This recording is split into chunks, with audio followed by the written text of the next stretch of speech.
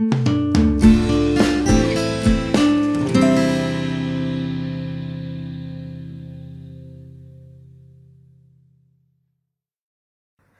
today I want to speak to you about neurotic conflicts and how we can unmask those conflicts through Emuna therapy. You know, everybody has conflicts. Being in conflict doesn't mean that one is necessarily neurotic. The difference between neurotic conflicts and the conflicts that normal people have is that normal conflicts are usually conscious. And the person has strong sense of free will and the ability to make decisions and choose which way he wants to go. A neurotic conflict is usually unconscious, or part of it is conscious and the other part is unconscious. It makes it much more difficult to detect what the problem is. On top of that, oftentimes the person is doing everything that he possibly can to deny the problem. So the person is suffering.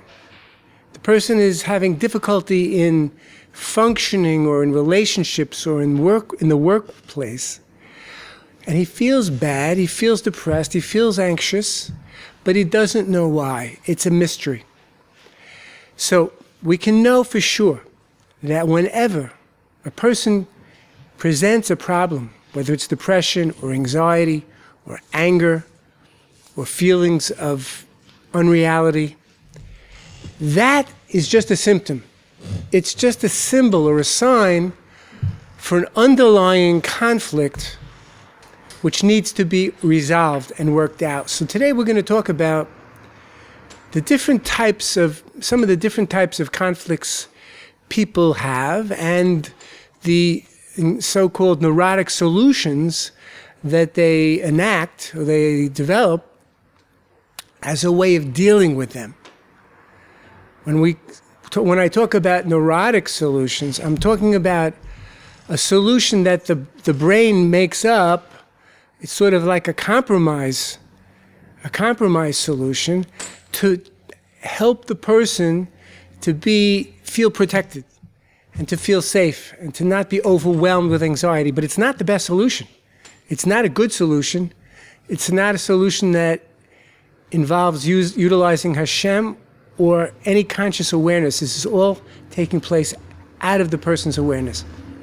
So let's talk a little bit, let me explain to you a little bit first of all, the three major ways in which people try to deal with anxiety and the different forms it can take. We'll talk about a few, some actual examples of this. And then we'll talk about the treatment, about how Emuna therapy can be utilized to be able to help resolve people's conflicts, to bring them to light, and to really fully eradicate them. So, the first type of move that a person makes when there's some kind of deep insecurity or basic anxiety within the person is that they try to move toward people. They try to move toward people. When I say move toward people, I mean too close. Maybe you've met that type of person that just tries to latch onto you and cling to you and become over-dependent upon you and wants constant reassurance, so much so that you can never fulfill their expectations. I'm talking about a person who's seeking love and affection, but really not seeking love in the true sense or the mature adult sense of love. Seeking love only as a way of using it sort of like a tranquilizer. Not really always having the ability to reciprocate the love or return the love that he receives. So this type of person is looking to merge. He's in an anxiety situation. Some difficult situation has erupted, and he's feeling anxiety. And because he doesn't yet know how to connect with Hashem, he doesn't know how to connect with Emuna, he falls naturally into this neurotic solution that he's probably been using for years. And that is to try to cling on to someone who he perceives as more powerful than him. It's a very indiscriminate type of dependent move, because the person is so needy and so scared that they don't discriminate about whether the person they're latching onto is a moral person, is an immoral person, is a person who keeps his promises or doesn't keep his promises, whether this person is going to exploit or dominate or neglect. So in that crucial moment, that anxiety-filled moment, the person will try to move close to somebody. For example, a young man who has this neurotic trend, we might call it, to move too close, is always wanting to have friends. He's always worried that he doesn't have enough friends and that people don't like him. And even the people that he has known for years, he could be worried that if they don't answer a call or if they don't answer a text message as soon as he thinks that they should, that maybe they have forsaken him, forgotten about him, lost interest in him. He could be speaking with somebody, and if he sees on that person's face, in that person's facial expression, some indication that he believes is that that person is bored with him, or that he isn't interesting enough, or that he isn't strong enough or smart enough to keep that person's attention, he'll develop anxiety. So this kind of person is always chasing after connection. He cannot, now, when he doesn't get the connection, again, since he doesn't have Hashem, he will go into either into more anxiety or he'll go into rage. So, for example, if he's trying to reach his father and the father is busy and it takes a few hours before the father gets back to him, by that time he's so angry, he's feeling such contempt toward his father that he may not answer the phone, or he'll answer and become hostile. So this is moving too close. And as you see, there's always different sides to the equation. Dealing with anxiety by moving too close, but then there's other conflicts with anger and conflicts with dependency and so on.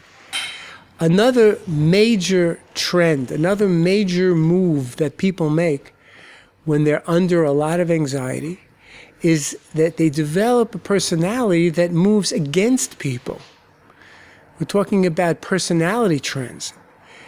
You know, the person who moves against is an abrasive, hostile, fighting, aggressive and type of a person.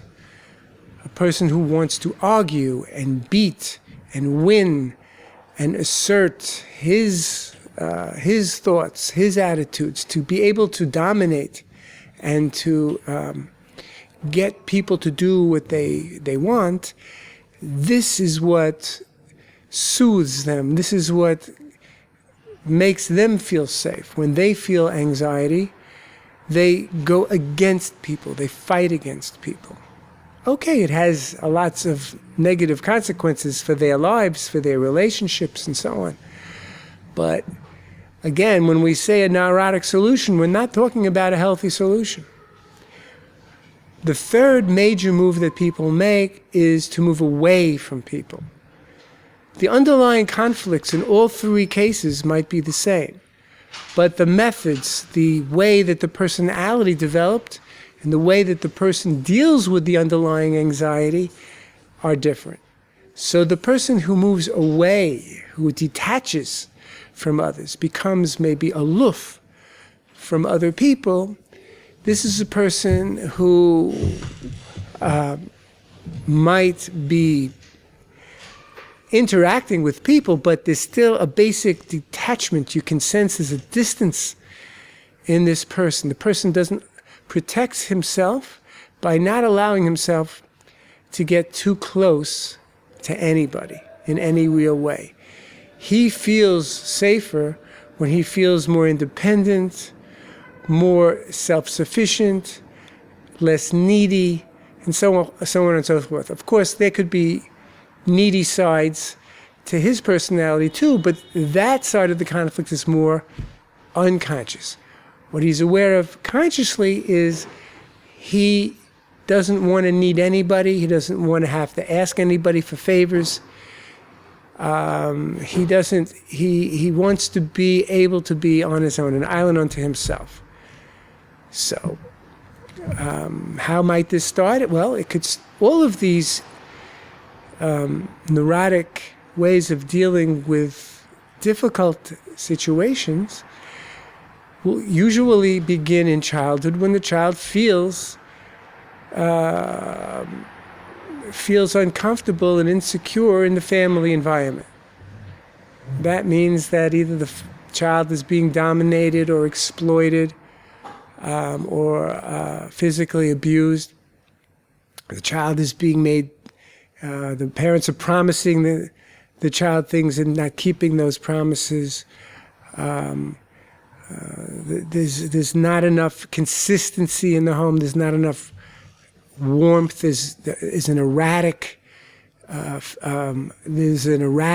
quality to the way the parents give love and attention, so that the child can't depend on it. Whatever the situation might be, if it's adverse enough, the child develops basic anxiety, and then has to develop one of these three neurotic ways of moving, either towards people, overly attaching, moving away from people, detaching, or moving against people, to be able to deal with the underlying anxiety. So in the case of somebody who detaches, let's imagine that she begins in childhood to find some strategies to sort of check out from what's going on. It could be daydreaming. It could come in the form of developing an elaborate fantasy life, which some children have. And the fantasy, at first, this can be a rather ad hoc type of strategy to deal with the problem. But if the problem continues, then this becomes more of a permanent solution, we might say, in the person's character. It becomes characterological. It becomes now what we would call part of the person's personality. It's not just a method that the person uses once in a while. It becomes sort of the person's orientation towards life. So if that becomes, the detachment becomes the person's way of dealing with stress, then as they grow up, this can worsen.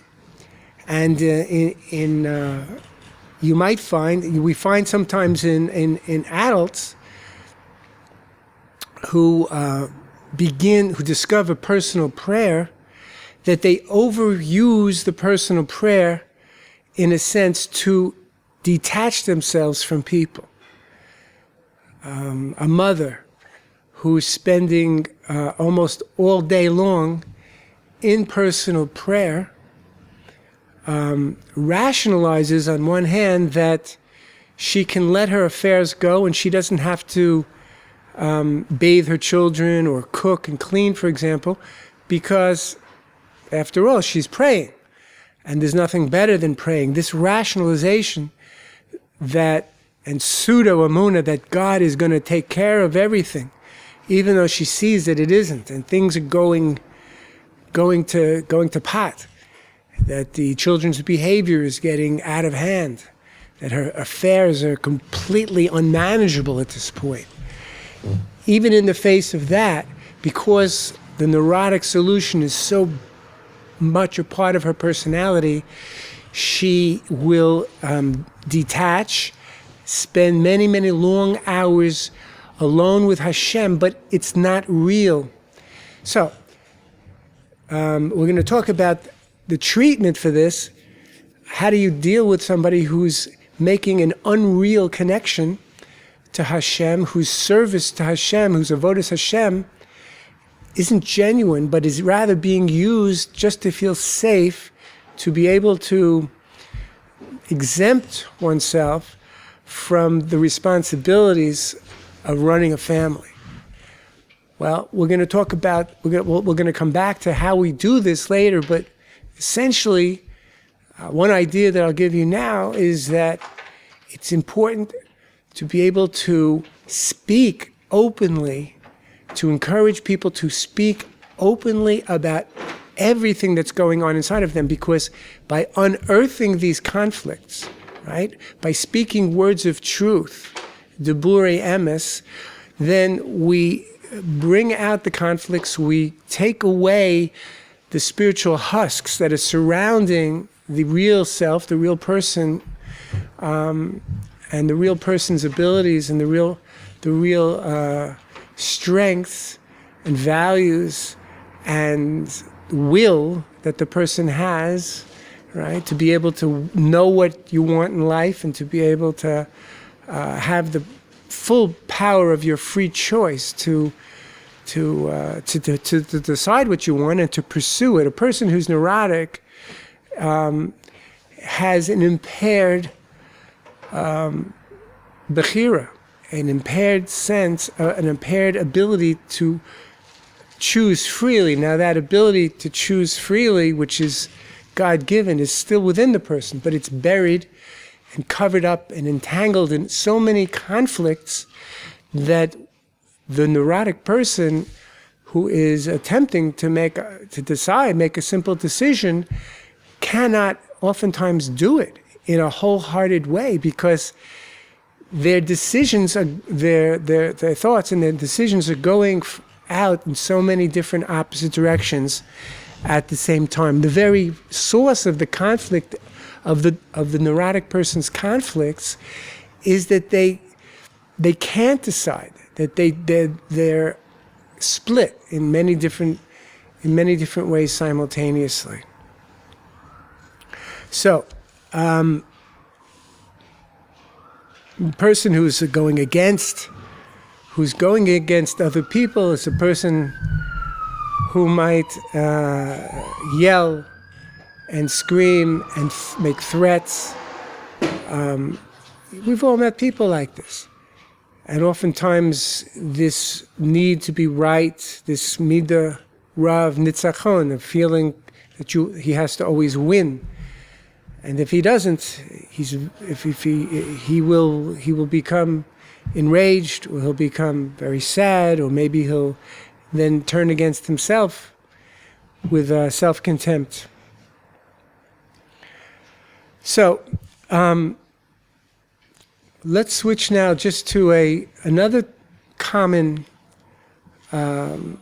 type of neurotic solution, all too present, unfortunately, in our culture today, to different degrees, and that's the solution of masochism. Masochism is not, as it's been portrayed, a desire to feel pain. A masochist is not somebody who's looking to get satisfaction or some type of fulfillment, from hurting himself or making himself miserable. That is the end result. That's the price that he pays for belittling himself and for using what we're going to see is a way, a method that requires him to devalue himself, to belittle himself, to degrade himself. The masochistic person, his way of getting out of the conflicts is to disparage himself. Now, what are the conflicts? Well, the conflicts are usually the same for all of us, regardless of what type of personality we have. And whether even normal, regular people have these conflicts about feeling superior or feeling inferior, feeling self-esteem or lack of self-esteem, conflicts about giving in to others and just sort of merging with what other people expect and what other people want and yielding. And the other side of the conflict might be a desire to assert oneself and to be able to be a real independent, unique person. That's a conflict. These are different types of conflicts.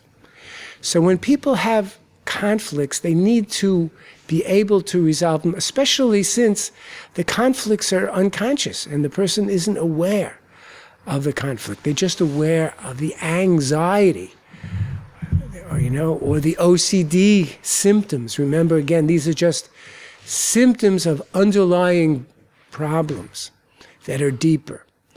So the masochist, he gets out of conflict by basically turning against himself, by beating himself up in his mind and creating situations in his life where he sets himself up for failure.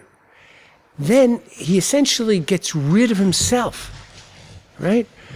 By the masochist getting rid of himself, he gets rid of his conflicts also, right? The conflicts, the pain, they're all still there. But he's able to minimize his pain, sort of make it less of a reality by paradoxically escaping into a miserable situation, by sort of exaggerating his pain and sort of going into this helpless and hopeless state of mind, as we talked about last week.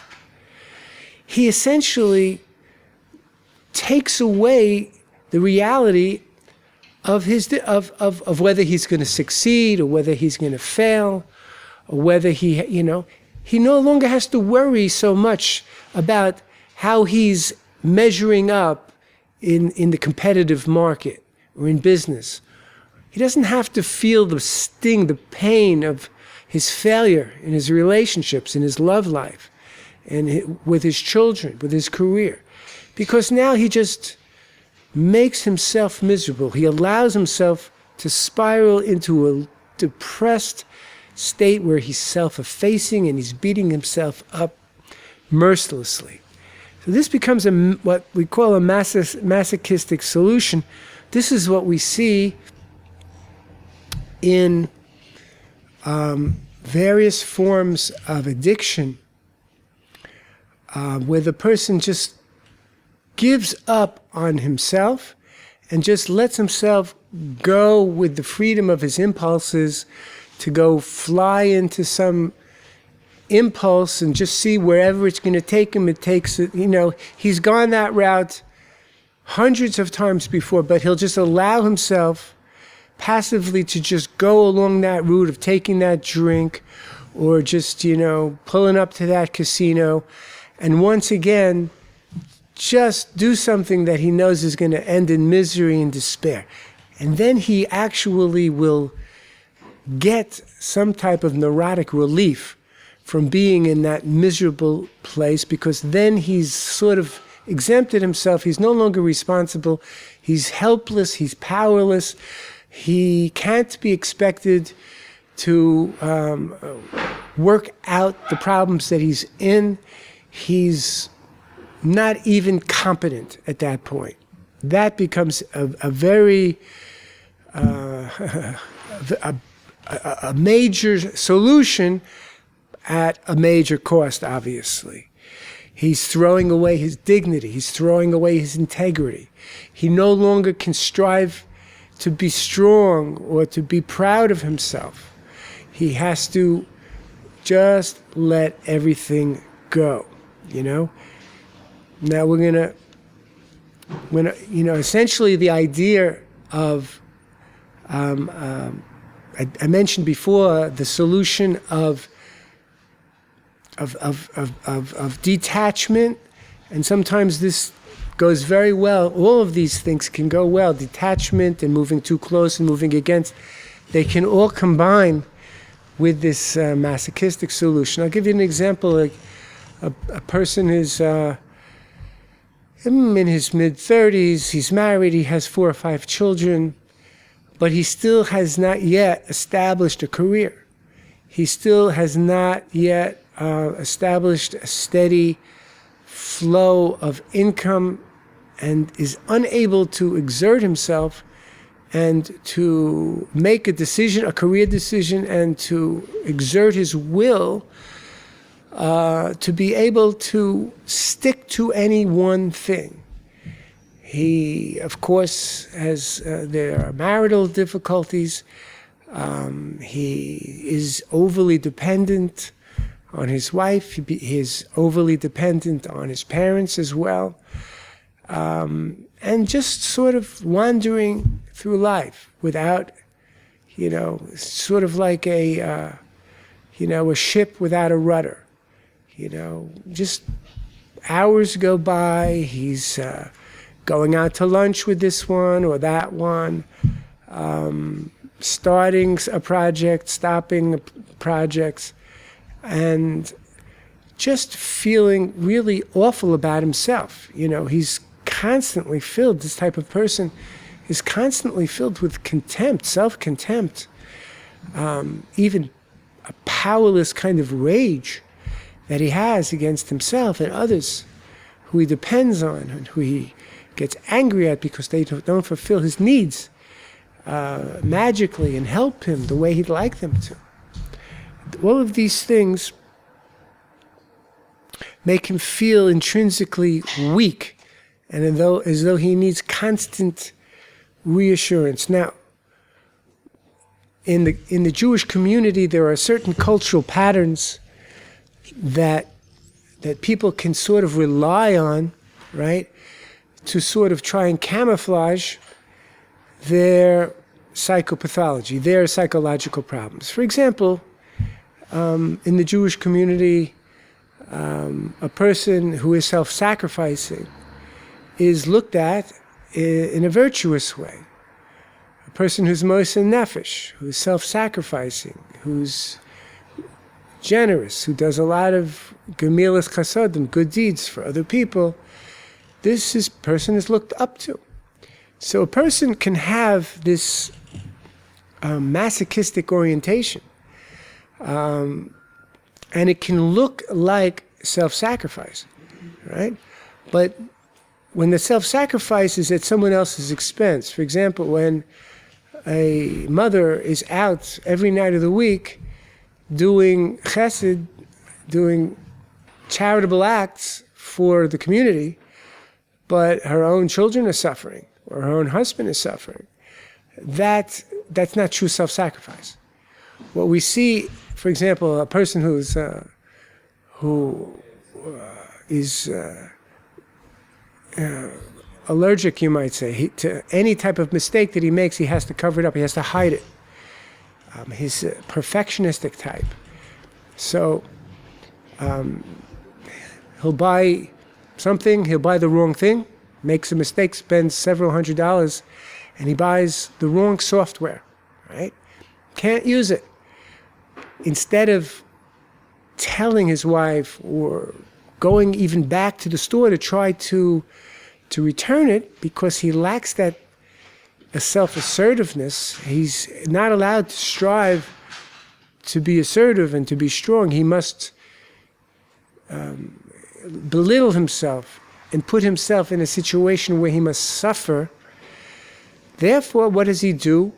He takes the software and he donates it to a charity. Okay, that looks good. It looks like he's doing a mitzvah. And to some extent he is. But his primary motivation for giving away the software is not altruistic. His primary motivation is to feel safe. It's to numb his anxiety and his fear, and to be able to continue to believe in his mind, in his infallibility, in his perfection, that he doesn't make mistakes. He stays in that idealized image of himself, that he doesn't make mistakes. He doesn't buy the wrong thing. He won't ever go out and buy something that doesn't have the right kashrus on it, the right hashgacha, because that would fill him full of anxiety. So when he does it, because as everybody, he's human like anyone else, when he makes a mistake and he buys something that isn't up to his wife's standards of kashrut, instead of admitting it to her and dealing with the situation, saying, "Hey, I bought the wrong thing. I'm sorry. I'll go back to the store, or I'll get it tomorrow." He'll take it and he'll leave it on a park bench, right? And in some way, he's trying to do something good with it, but again, it's not the primary motivation. He is trying to cover up his anxiety and make himself feel safe. Okay,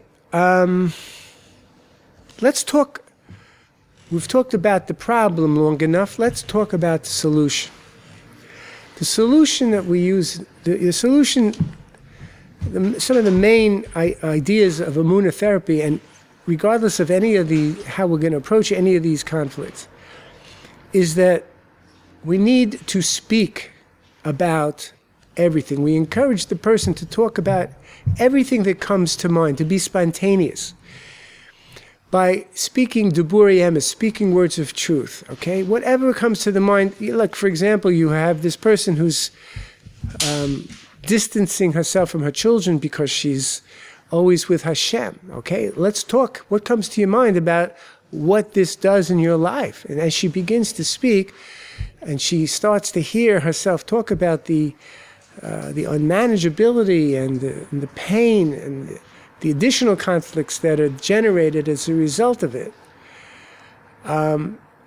she's untangling the knot, and she's freeing up psychic energy within her for Hashem to come in. The Kotzker Rebbe said that somebody asked him once, "Where can I find Hashem?" And the Rebbe said, "You can find him anywhere you let him in." So this is an example of it. When a person speaks openly, right, words of truth, spontaneously, first of all, they're going to bring up more unconscious side of the conflict, because by not censoring and not trying to control what they say and being spontaneous, more of the submerged part of the conflict is going to come up. And the person's going to have more of the shleimus, more of the complete truth, and everything will be on the table. It's a bit of an arduous process. It's not easy. I'm making it sound easy, but it's not. When the person is willing to do this, they're always going to get results. So when the person speaks spontaneously, they're also getting closer to who they really are. They're a person who speaks freely to his therapist, is going to become more and more of his real self, because who he really is not being censored, it's not being held back, it's not being restricted. So another tenet, you might say, of Emuna therapy is that all of these symptoms, we have to understand, have protective value. Gamzula Tova is something that we take very seriously. Everything is for the best. So that means that these neurotic solutions that we talk about are, in fact, really solutions, and the person who begins to thank Hashem that they had to go through neurosis, that they had to go through emotional conflicts and difficulties, when they're thanking Hashem that that Hashem, they recognizing that Hashem put into the mind a way of making compromises between conflicts. Again, these are not the ultimate solutions. Certainly a child doesn't have enough Emuna and can't be expected to have enough Emuna to be able to cope and master anxiety and very adverse family conditions that might be giving rise to a lot of anxiety in the child. Children who are being bullied and exploited, or who being dominated or being neglected. Hashem is not expecting these children to be Balei Emuna and to be able to, young children cannot deal with these things. Later on, as they get older, Hashem does expect us to learn about Emuna and to be able to, and to learn how to connect to Him and how to let Him in. So speaking about the problem, speaking about it openly, is letting Hashem, it's creating a spiritual space in which Hashem comes into the picture, as the Kotzker Rebbe puts it so elegantly. And then with Siyata Shemaya, with help from Hashem, the person is able to work out these conflicts, to be able to gain more control over their natural ability to have free choice, and to be able to... Another interesting thing that happens is as the person talks about what's troubling him, and the therapist is able to sort of get the full picture and piece it together and give that person some sense of how they got from point A to point B in their life, how they developed from here to here, and how a lack of Hashem in one's life is what is really maintaining the neurotic symptoms and the neurotic conflicts. When a person gets to that point, then the person has a reduction in the unhealthy imagination. Rabbi Nachman of Breslov talks quite a bit, he writes quite a bit about the unhealthy imagination as opposed to the healthy imagination. When the person is getting more now in touch with the real self, which by the way is the soul, and the neurotic false self is starting to fade into the background because these conflicts are getting untangled, then the person's mind is naturally just thinking more about nice things during the day. Now it becomes easier to be positive and to think positively. And then, of course, more positive things come to that person. We have to work out the underlying conflicts usually before the person can be in a habitual way thinking positively.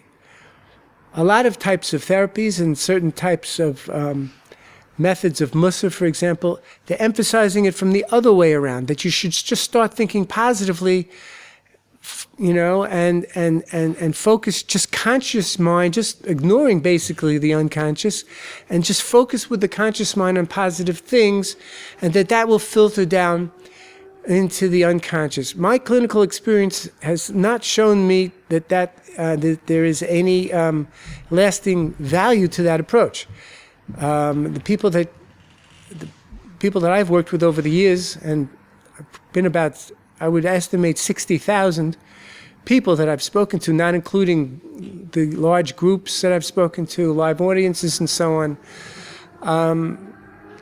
The solution, the long-term solution is only to deal with the conflicts. Well, people say, I don't want to deal with the conflicts. It hurts. It just brings it back to light again. Well, that might be true. In some cases, a person can't do it if they're so feeble, or if they're so, at this point in their lives, so shaken up by a catastrophe or a trauma, or if the person is basically a very, very, very, very troubled person.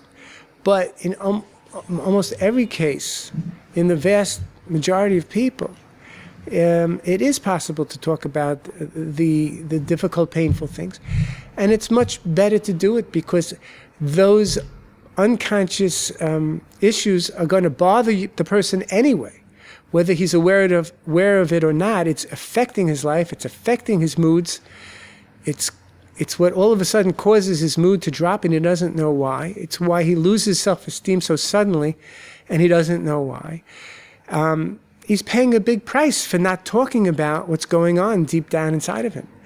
If he'll only speak about what's happening, yes, he's going to have some discomfort with that as well, but it offers him the opportunity of ridding himself of that conflict by speaking the words of truth, by then having Hashem come into the picture, by then regaining strength, regaining the ability to decide and to be able, the ability to choose how he wants to proceed, to know the enemy, to know how the Yetzer Hara is trying to trip a person up is a very, very important strategy. So other aspects, so there are other, more intangible aspects to the treatment using Emuna therapy that are not so obvious, and anybody who's uninitiated, might say, could probably observe an Emuna therapy session and just see the chitzonius, just see the outside.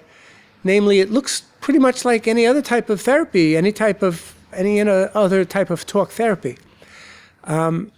Sometimes the word Hashem is not even mentioned. Sometimes God isn't even mentioned. But the big difference is that an Emuna therapist, you can't see his thoughts. You can't see the attitudes. You can't see the Torah-based thoughts and attitudes that he has, and the Torah-based thoughts and attitudes that he is projecting onto his client and that he's thinking while he's with his client. You can't see how his Emuna is affecting his client, and how the Emuna therapist's belief in Hashem and belief in the Torah is affecting the therapeutic process, but it certainly is. We know that the power of thoughts are great, very great, and so too the power of the client's thoughts. Looking at an Emuna therapy session from the outside, one wouldn't be able to see all of the inner thoughts and attitudes that the client is having, and the reverie of the client that are also Emuna-based, that the client is investing the Emuna therapist with a certain level of trust, that the client, for example, will look at the Emuna therapist as a representative of the teachings of his rabbis, or a representative of the Torah, of Hashem himself.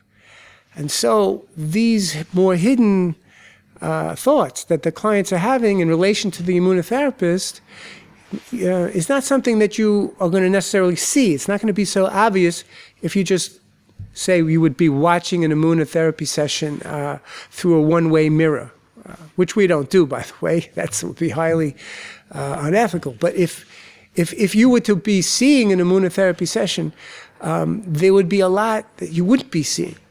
So we'll leave it here for now. We should all be zeicher to be able to work out all of our conflicts, whatever types of conflicts we have, whether they're conscious or whether they're unconscious. We should have the strength to be able to face our adversity and to grow from the adversity. And in that merit, we should soon see the coming of Mashiach Tzidkenu B'mheira Yameinu. Amen.